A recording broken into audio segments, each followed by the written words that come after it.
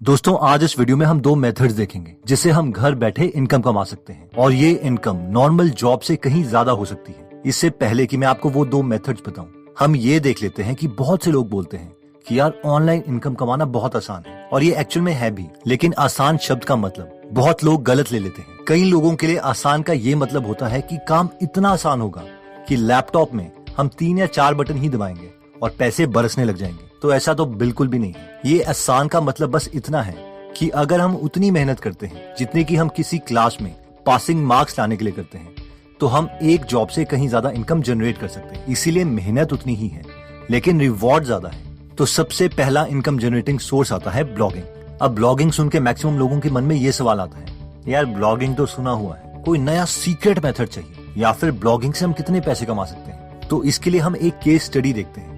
Blogging में सबसे बड़ा नाम है नील पटेल का, जिन्हें काफी लोग जानते हैं, और ब्लॉगिंग से रिलेटेड ये काफी पेड कोर्सेज भी देते हैं। तो ये स्टोरी है 2 साल पहले की, जब इनके सब्सक्राइबर्स ने इन्हें बोला था कि पहले ब्लॉगिंग से पैसा कमाना आसान था, लेकिन अब ब्लॉगिंग से बिल्कुल भी पैसा नहीं कमाया जा सकता, क्योंकि जो लोग ऑलरेडी ब्लॉग बना चुके हैं वही मैक्सिमम पैसे कमा रहे हैं। इस पर नील ने कहा, नहीं ऐसा नहीं है, ब्लॉगिंग अभी भी पॉसिबल है। अब नील पटेल को इनके सब्सक्राइबर्स ने चैलेंज किया कि ठीक है, तुम एक नया ब्लॉग बना के दिखाओ, लेकिन वो नया ब्लॉग किसी और फील्ड में होगा जिसमें तुम एक्सपर्ट नहीं हो, और ना ही तुम अपनी आइडेंटिटी यूज कर सकते हो, क्योंकि तुम्हें लोग पहले से जानते हैं। तुम बिल्कुल एक नए ब्लॉगर की तरह स्टार्ट करोगे और तुम्हारे पास सिर्फ तुम्हारी नॉलेज होगी। और नील पटेल ने ये चैलेंज एक्सेप्ट कर लिया और उन्होंने एक कम्प्लीटली नया ब्लॉग स्टार्ट किया न्यूट्रिशन की फील्ड में, जिनके बारे में उन्हें बिल्कुल भी नॉलेज नहीं थी। और उन्होंने कहा कि मैं अगले 12 महीने में इस ब्लॉग को इतना केपेबल बना दूंगा कि वो मुझे $100,000 यानी करीबन 70 लाख रुपए जनरेट करके, एंड एज एक्सपेक्टेड वो इस चैलेंज में कामयाब हो गई। इससे पहले कि हम बात करें कि नील पटेल ने ऐसी कौन सी स्ट्रेटेजी अप्लाई की थी, हमें ये जानना पड़ेगा कि इसके लिए उन्होंने 12 महीने दिए थे, और क्या हम रेडी हैं इतना टाइम देने के लिए। मैक्सिमम लोगों की ये प्रॉब्लम है कि वो सोचते हैं यार ये तो बहुत ज्यादा टाइम है, लेकिन हमें ये सोचना है कि 12 महीने में ऐसा कौन सा एग्जाम हम क्लियर कर देंगे जो हमें इतनी इनकम जनरेट करके दे। तो इसके लिए भी हमें मेहनत तो करनी पड़ेगी, एटलीस्ट इतनी जितनी हम एक नॉर्मल क्लास में पढ़ने के लिए करते हैं। एनीवेज, ये ब्लॉग क्रिएट करने के लिए नील पटेल ने एक स्ट्रेटेजी अपनाई, जिसमें स्टेप नंबर 1 में नील ने सोचा कि जो पुराने डोमेन्स होते हैं वो एसईओ के लिए अच्छे होते हैं और उन्हें गूगल अपने सर्च इंजन में जल्दी रैंक करता है। इसलिए उन्होंने डिसाइड किया कि वो एक पुराना डोमेन नेम खरीदेंगे, एक ऐसे आदमी से जो अपनी वेबसाइट को काफी टाइम से अपडेट ना कर रहा हो और जिसके डोमेन नेम में ही न्यूट्रिशन शब्द हो। इसके लिए उन्होंने एक पुराना डोमेन नेम खरीदा जिसका नाम था nutritionalresources.com। अगर हम कोई पुराना डोमेन नेम लेना चाहते हैं तो हम expireddomains.net से ऐसे डोमेन्स खरीद सकते हैं। स्टेप नंबर 2 में उन्होंने एक फेसबुक पेज क्रिएट किया न्यूट्रिशन के बारे में और उसे नाम दिया न्यूट्रिशियस लिविंग, और उसमें कुछ पोस्ट्स डाले। उसके बाद उन्होंने एक फेसबुक एड चलाई ताकि उस पेज में कम से कम 50,000 लाइक्स आ जाए, जिसके लिए उन्होंने सिर्फ इंग्लिश स्पीकिंग लोगों को टारगेट किया। स्टेप नंबर 3 में उन्होंने रियलाइज किया कि वो अपने ब्लॉग में पहले महीने सिर्फ 4 पोस्ट ही डाल सके थे, और वो भी कुछ खास नहीं थे, क्योंकि उन्हें न्यूट्रिशन के बारे में उतनी नॉलेज नहीं थी। अब क्योंकि नील खुद एक डिजिटल मार्केटर है, इसलिए उन्हें पता था कि उन्हें बहुत अच्छा कंटेंट क्रिएट करना पड़ेगा, लंबे आर्टिकल्स डालने पड़ेंगे और हर हफ्ते ज्यादा से ज्यादा आर्टिकल्स देने पड़ेंगे, यानी क्वालिटी और क्वांटिटी दोनों। वो जानते थे कि वो खुद तो ऐसा नहीं कर सकते, इसलिए उन्होंने अपने फ्रेंड माइक से कहा कि वो हर हफ्ते 5 न्यूट्रिशन से रिलेटेड उन्हें ब्लॉग पोस्ट लिख के दें। क्योंकि माइक खुद एक न्यूट्रिशन एक्सपर्ट थे, तो उन्हें पता था कि वो क्वालिटी कंटेंट जनरेट करेंगे। स्टेप नंबर 4 में उन्होंने ahref.com वेबसाइट यूज करी, ये देखने के लिए कि जो बाकी न्यूट्रिशन वेबसाइट्स हैं, यानी जो उनके कॉम्पिटिटर्स की वेबसाइट्स हैं, उनके साथ बाकी कौन सी वेबसाइट्स लिंक है। जिन लोगों को बैकलिंक के कॉन्सेप्ट के बारे में नहीं पता तो मैं बता देता हूँ कि गूगल अपने सर्च इंजन में उन वेबसाइट्स को टॉप दिखाना ज्यादा प्रेफर करता है जिनके बैकलिंक्स अच्छे होते हैं। मान लीजिए कि 2 वेबसाइट्स हैं, वेबसाइट ए और वेबसाइट बी। अब अगर वेबसाइट ए का लिंक दूसरी वेबसाइट में भी है, फॉर एग्जांपल वेबसाइट सी में एक आर्टिकल है जिसमें वेबसाइट ए के बारे में मेंशन किया हुआ है, लेकिन वेबसाइट बी का लिंक किसी भी वेबसाइट में नहीं है, तो गूगल वेबसाइट ए को वेबसाइट बी के ऊपर दिखाएगा, क्योंकि उसे लगेगा कि अगर बाकी वेबसाइट्स ने वेबसाइट ए को मेंशन किया हुआ है तो पक्का वेबसाइट ए एक यूजफुल वेबसाइट होगी।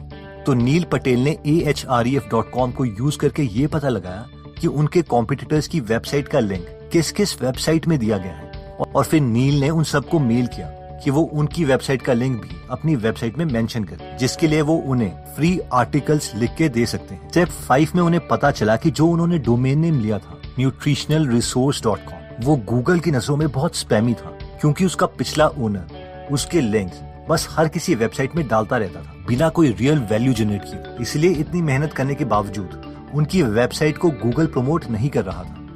इसलिए नील ने दोबारा से एक नया डोमेन लिया nutritionsecrets.com। स्टेप 6 उनकी वेबसाइट में काफी लोग आने लगे थे, लेकिन उनका एक ब्लॉग पोस्ट था जिसका नाम था What happens to your body when you quit sugar।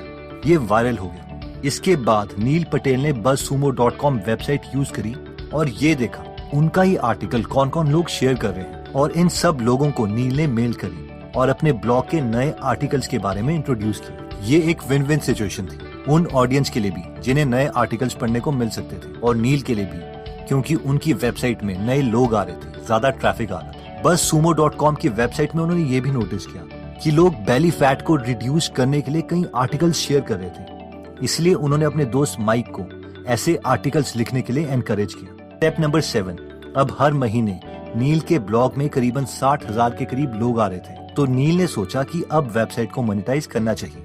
इसीलिए उन्होंने न्यूट्रिशन के बारे में एक ई बुक बनवाई और साथ में एक फिश ऑयल बॉटल बेचने का सोचा, जिसके लिए उन्होंने व्हाइट लेबलिंग कॉन्सेप्ट यूज किया, यानी प्रोडक्ट कहीं से भी लो और उस पे अपना लेबल लगा के बेच दो। इसे उन्होंने अमेज़न पर लिस्ट कर दिया और उसके बाद जो वेबसाइट विजिटर के ईमेल आईडीज उन्होंने कलेक्ट किए थे उन सबको मेल करना स्टार्ट किया कि वो ये फिश ऑयल डिस्काउंटेड प्राइस पर ले सकते हैं अगर वो प्रॉमिस करें कि वो अमेज़न पर एक अच्छा रिव्यू देंगे। स्टेप नंबर 8 इससे उन्होंने अपने पहले महीने करीबन $18,000 जनरेट किया, यानी करीबन 1.5 लाख रुपए। उनके फ्रेंड माइक ने अच्छे आर्टिकल्स लिखना कंटिन्यू रखा।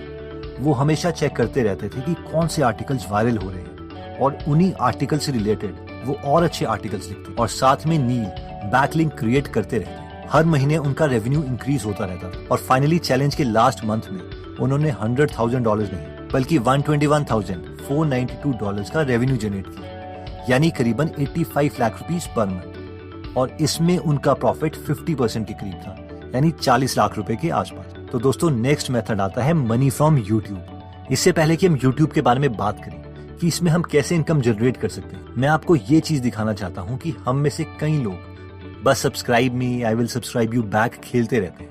यार आप एक बात बताओ, अगर मैं आपके यूट्यूब चैनल में सब्सक्राइब कर भी लूं तो भी आपको क्या फायदा होगा? आप ऐसी कौन सी गेम खेल लोगे जिसकी वजह से मैं आपका कंटेंट देख लूंगा? अगर आप जेन्युइनली चाहते हो कि आपका कंटेंट कोई देखे तो जेन्युइनली आपको अपने कंटेंट पर काम करना पड़ेगा। पता नहीं कौन से ऑनलाइन गुरु से आप लोग एडवाइस लेते हो, लेकिन यूट्यूब एल्गोरिथम इतना स्मार्ट हो चुका है कि जब तक आप ऑडियंस को एक्चुअल में एंगेज नहीं कर सकते तब तक आप कभी यूट्यूब में सक्सेसफुल नहीं हो सकते।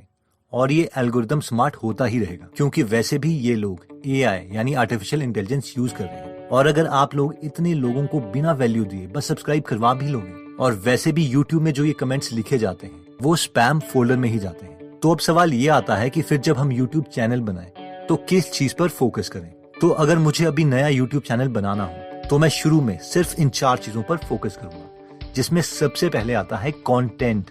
Content is the king. अगर आपका कंटेंट आउटस्टैंडिंग है तो आपके व्यूअर्स सब्सक्राइब करेंगे ही करेंगे। कंटेंट क्रिएट करते वक्त ये मत सोचो कि यार ये तो बेस्ट चीज है, ये तो मेरा सबसे बड़ा सीक्रेट है, ये मैं किसी को नहीं बताऊंगा। सबसे बेस्ट चीज जो आप कर सकते हो वो यही है कि आप अपना बेस्ट कंटेंट लोगों को फ्री में दो, तभी वो आपसे कनेक्ट करेंगे। अगर मैं अपने दूसरे चैनल गीगल बिजनेस की बात करूं तो उसमें सिर्फ 5 वीडियोस हैं, लेकिन मैंने ऐसा कंटेंट डाला है जिसके लोग पेड कोर्सेज बना के बेचते हैं और इसीलिए व्यूज के कंपैरेटिवली इसमें सब्सक्राइबर्स काफी ज्यादा हैं। अगर आप बिजनेस में इंटरेस्टेड होंगे तो आपको ये कंटेंट एक्चुअल में बहुत काम आएगा। अब ऐसा नहीं है कि जब तक हमें बहुत ज्यादा नॉलेज नहीं हो जाती तब तक हम कोई यूट्यूब चैनल स्टार्ट ही नहीं कर सकते। ऐसे तो हम कुछ कर ही नहीं पाएंगे। बस हमें एक टॉपिक सेलेक्ट करना है और उसमें हमें जेन्युइनली इतनी नॉलेज गेन करनी है जितना अच्छा कंटेंट क्रिएट करने के लिए जरूरी है। नेक्स्ट चीज पर जिसमें हमें फोकस करना है वो है टाइटल। देखिए जब हम कंटेंट क्रिएट कर रहे हैं तो हम लोगों को सर्व करना चाहते हैं, उनके लिए वैल्यू क्रिएट करना चाहते हैं, इसलिए कंटेंट उसी टॉपिक पर बनना चाहिए जिसमें उनको प्रॉब्लम है। फॉर एग्जाम्पल अगर हम नील पटेल के ब्लॉग की बात करें तो उन्होंने देखा था कि लोग अपने बेली फैट को कम करने के लिए आर्टिकल ज्यादा पढ़ना पसंद कर रहे हैं, इसीलिए उन्होंने अपने फ्रेंड को बोला था कि इसी टॉपिक पर ऐसा कंटेंट क्रिएट करें। जिससे उनके व्यूअर्स को भी फायदा हो, और एक्चुअल में हुआ भी। और यही एक विन विन सिचुएशन थी। जब आप लोगों को हेल्प करते हैं, उसके बाद ही यूजर्स आप पर ट्रस्ट करते हैं और वो आपसे ही सामान खरीदेंगे, क्योंकि वैसे भी उन्हें कहीं ना कहीं से सामान खरीदना ही है। और क्योंकि वो आप पे ट्रस्ट करते हैं, तो वो चाहेंगे कि आपको भी फायदा हो। और अब इसका मतलब ये नहीं है कि आप अपने यूजर्स को घटिया सामान खरीदवा दो। अच्छा प्रोडक्ट क्रिएट करें ताकि खुद को भी अच्छा लगे और आपके यूजर्स का ट्रस्ट भी बना रहे। नेक्स्ट आता है थंबनेल। थंबनेल बनाना एक आर्ट है, शायद जिसमें मैं भी उतना अच्छा नहीं हुआ, लेकिन फिर भी thumbnail is not about looks. Thumbnail में क्यूरियोसिटी होनी चाहिए, मिस्ट्री, यानी कोई ऐसी चीज जिससे यूजर्स के मन में सवाल आए पर उसका आंसर उन्हें थंबनेल से पता ना चले, और तभी वो क्लिक करेंगे। लेकिन अगर आपने सिर्फ थंबनेल पर ही काम किया होगा और अंदर कंटेंट बकवास होगा, तो यूजर आपकी वीडियोस को छोड़ के चले जाएंगे और यूट्यूब इस डेटा को सेव कर लेगा कि यूजर आपकी वीडियो में क्लिक तो करता है पर रहता नहीं है, और अगली बार यूट्यूब यूजर्स को आपकी वीडियो रेकमेंड नहीं करेगा।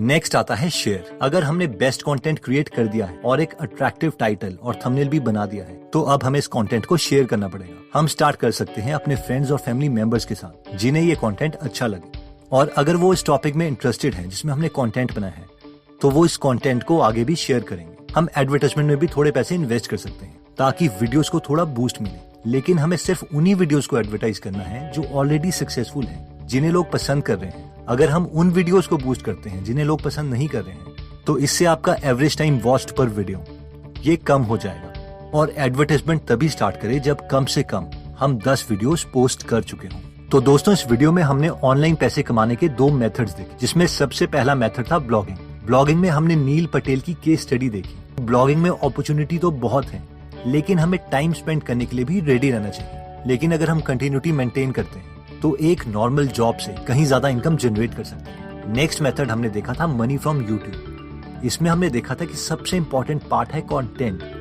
इसलिए हमें जेन्युइनली अपनी नॉलेज इंक्रीज करनी पड़ेगी। अगर आप बुक समरी से अपनी नॉलेज इंक्रीज करना चाहते हैं, तो आप गीगल ऐप डाउनलोड कर सकते हैं, जहां पर हम हिंदी में बुक समरीज बनाते हैं। और अगर आपको फ्री समरीज की क्वालिटी अच्छी लगती है, तो आप प्रीमियम मेंबरशिप भी ले सकते हैं। और लॉकडाउन पीरियड में, यानी आज 3 मई 2020 तक, हम फर्स्ट 100 यूजर्स को 100 रुपीज का डिस्काउंट दे रहे हैं, जिसके लिए आप सेव 100 प्रोमो कोड यूज कर सकते हैं। अगर अभी आप अपने ऊपर इन्वेस्टमेंट नहीं करना चाहते, तो भी आप इस एप्लीकेशन में फ्री में समरीज सुन सकते हैं। अभी भी इस एप्लीकेशन में 150 से ज्यादा फ्री समरीज अवेलेबल है, और हर हफ्ते हम फ्री समरीज ऐड करते रहते हैं। यूट्यूब में कंटेंट के बाद हमने देखा था टाइटल, यानी ज्यादा प्रेफर करें कि उन वीडियोस में कंटेंट क्रिएट करें जिसमें लोग इंटरेस्टेड हैं, ना कि हम खुद।